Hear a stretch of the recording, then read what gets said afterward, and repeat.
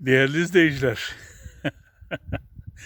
Anamaslı dağların tepesinde emmoğlu tadına bakacak bir şeyi buldu.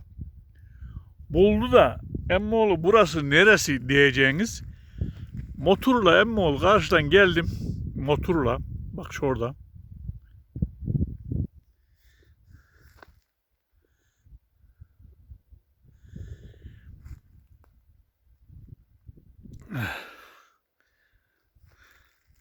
Şimdi oradan geldi emmoğlu. Şöyle. Şöyle. Şimdi dağların tepesi burası. Değil mi? Dağların tepesi. Ama Anamaslı burayı nasıl buldu? Emmoğlu. Karşıda bir sürü yol var. Ayrılıyoruz. Meram Dere'den geldik bu tarafa. 8-10 kol ayrılıyoruz. Şansımızda buraya dönüverince bunu gördük. Bunu gördük. Bu nedir diye sormayın. Tadına bakılır bunun tadına. Emmoğlu. Tadına bir bakıver emmi. Şimdi bak. Hiç kendi dökülüyor ağzına. Oh. Oh. Oh.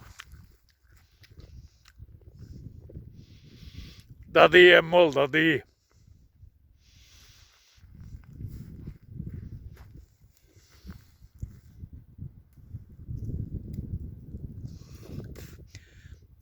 Bugün doyacağız herhalde.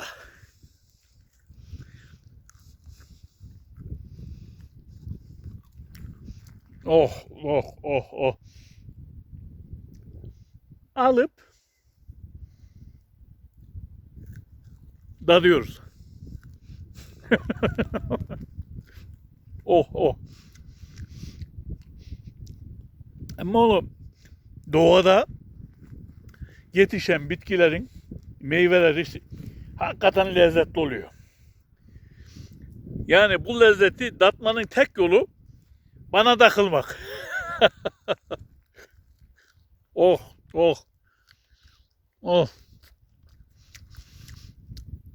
Vallahi da değil. Oh.